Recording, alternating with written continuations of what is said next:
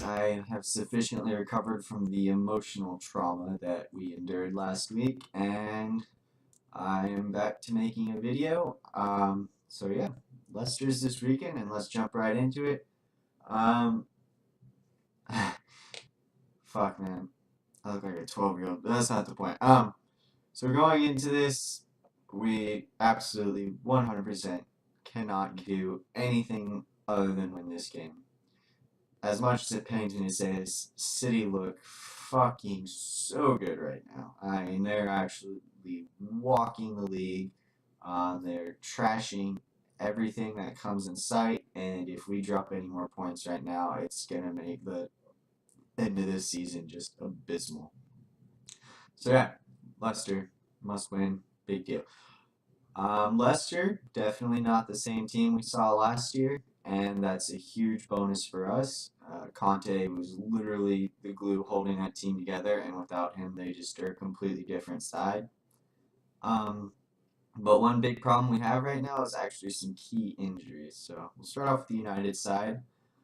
So the injuries at left back to Shaw and left mid for Anthony is going to be very problematic because Leicester's weakest aspect in their defense is their right back in Simpson. And Mahrez, he works hard, but he's just not defensively gifted. And that's something that we really could have looked to exploit this game, but more than likely now are going to have to endure some complete and utter shit on that side of the pitch. But we'll get to that in a minute. So going into this game, we're really going to have to find a way to just assert ourselves, which has been a problem so far.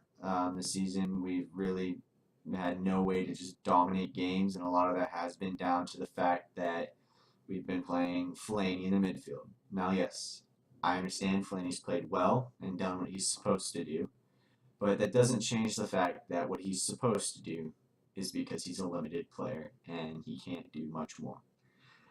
So in order to do that, Fellaini cannot play this week, and Rooney absolutely cannot play. He's been so fucking bad. He's played tacky mid, he's played center forward, he's played striker, and he's been fucking awful in all of them. And if he plays this game, I might just lose it and have an aneurysm or something and just disappear from this earth. I really think that Jose kind of gave him his last shot versus Northampton. He played him in another new position. He played him the entire 90 minutes, and he was complete garbage. So hopefully that's kind of the turning point in what we're going to be seeing in the team, and that 4-3-3 will hopefully carry over. So yeah, let's talk about the lineup. I mean, De Gea is going to start. Top 2 goalkeeper in the world, going to start. On the right, fully expect to see Valencia. Valencia has been in pretty fine form. He works his ass off. His physical stature and ability, it makes him an excellent asset in one-on-one defending, which is what you really see a lot versus Leicester because they go to play on the counter, and he'll be out there to be able to kind of mark on someone and just really make a tackle, and you can trust him to do that just due to his pace. He's also a huge threat going forward. His crossing so far this season has been quite good. His passing, decision-making, runs, they've all been there, and it's really been a revelation seeing him play this well so far this season. I would love to see Bailing play this game. I know a lot of people have been wanting to see Blind next to Bailey just because of how well it worked out starting this season, but I really think that we need Smalling's physical presence alongside Bailey, who has shown to be a little problematic at the air, going in the air just because he doesn't jump at the right time ever. So Smalling really needs to be there because Slimani is just a monster and he needs to be dealt with. And then here's my first monkey wrench. At left back, I would love to see Daley Blind. Absolutely love it. Mostly because Brojo's fucking terrible.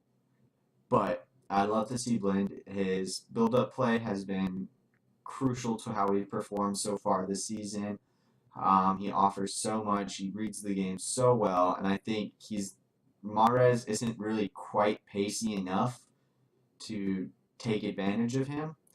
So I'd really like to see him out there at left back and just kind of put him on Mahrez, let him read the game, let him kind of just basically take Mahrez out of the game while also proving a pivotal factor in our build-up play. He's fairly limited going forward, so we won't see those dominant overlapping runs on the left-hand side that we've kind of gotten used to with Shaw being back in the lineup. But I think that if you play the right team in front of him, he can really just lock up that back line. And with how attacking Tony is, it essentially turned into a back three. In the midfield, the 4-3-3 has to persist. Carrick absolutely played himself into a start this weekend. He was sublime. I was like watching Carrick of old. The intercepted passing, he was always there. He read the game well. He sped up the game when he needed to. He slowed down the game when he needed to. His passing was on point, and then he scored a fucking stunner. Oh my god, it's the first time I think I've ever seen Carrick just fucking put his foot through a ball and just launch it and it actually go in. So that was really nice. So in front of Carrick, I'd love, and we all would, and he should play, is Ander Herrera. He fucking ran 4 days, and quite frankly, based off of every single thing that we've seen from him this season, he deserves to start. Every time he's been on the pitch, he's put in 110%. He's played well in doing so. He's really just a catalyst. His energy going both ways will be immense this game. We really need him for his defensive contributions because Leicester obviously love to hit on the counter, and having someone to get back and help Carrick as much as possible and shielding that back line will be incredibly beneficial to us as a team. And then going forward, his constant movement, his ability to link up with Pogba in those 1-2s, making runs off of center backs, opening up lanes for Ibra to go into as he draws the center back, and then making more space for Pogba to get in and try to get off one of his wicked shots. All in all, Anders the perfect package, and quite frankly, myself and most other United fans just don't understand why he hasn't gotten a look since being at United. To finish off the midfield three, pretty fucking obvious. It's going to be Pogba. Had he scored that shot on, what was it, Saturday versus Watford, I think it was a completely different game. And honestly, I don't care how the fuck he scores. He just needs to score at this point. He has so much pressure on him from fans of other clubs, and then probably from himself just to live up to that price tag. And getting that first goal will really just take a lot of weight off of him and allow him to be him instead of trying to constantly force greatness. On the left-hand side of the front three is the monkey wrench number 2, Marcus Rashford. He's been fucking awesome, and I love the man. He runs his ass off, and that'll be crucial because he will be playing in front of, hopefully, Daley Blind and not Marcus Rojo. He runs and runs and runs. That'll be awesome for going forward because Zlatan's just not as mobile as he used to be, and it'll really give him a chance to get after Simpson. And it'll also give us a lot of help going back. Daley Blind reads the game well, puts in good effort, is great at defending overall, but he's not fast. And with how proficient Leicester are on the counter, Marcus's speed will be awesome. It'll really take a lot of pressure off of Bling and allow him to still make those kind of runs up into the midfield and help with us building up and building an attack and making those key passes without being too concerned with getting burnt on the counter because Rashford can probably run down just about everyone on that team, save for Vardy. So yeah, he will be immense, and hopefully he can continue this wonderful vein of form. Up top, Zlatan. Sorry, Rashford. I love him more. But Zlatan's going to play. He's a terror in the air. He's a terror with the ball on the ground. He's just a terror to defenders in general. And hopefully he can get another goal in as well. And then on the right-hand side, the final monkey wrench, I want to see Memphis Depay. Memphis needs to find a home. And right now the left side's a little crowded between Marshall and Rashford's probably a little better on the left than he is on the right.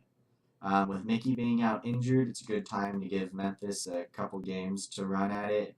And quite frankly, this is a perfect game for Memphis. He will have an attacking fullback on the outside of him all the time, like Valencia. And it'll give him a chance to be put in a lot of one-on-one situations, make it to the byline, to put in a good cross on his favorite right foot, cut in and try to get some cross-body shots with his right foot. Maybe he'll work a couple onto his left, and it'll just really allow him to make an influence on a game for once. I think this is really one of the last opportunities Memphis will have. He's been really unspectacular since being at United, and to be a United player, that's just something that has to change. We're a team that's really ascending fast. The quality's building everywhere, and if he wants to remain a part of that, this is his time to perform. Leicester are actually a fairly good team for him to do this against because they're very defensive, and Memphis works well when he has time to build himself into the game, and we're going to see a lot of the ball this game, and hopefully a lot of it goes to Memphis so he can really build up, get into the game, and then make a mark. So yeah, I'm quite frankly expecting 3-1. I think it'll be 1-1 going in a half. Probably Vardy on a counter, or just Slimani getting onto Blind somehow and scoring on a header. And then we're just going to assert our dominance in the second half. Jose is going to make some tweaks, and we're going to just work our way past him and hopefully have something to celebrate. Because, I mean, beating Northampton was nice, but nothing worth really celebrating. So, yeah, that's all I got for the week. Give me a like, give a comment, share, subscribe. Tell me how stupid I am. I don't really care. And hopefully we have something to drink for happily, because quite frankly my liver can't handle any more losses. So yeah, that's it.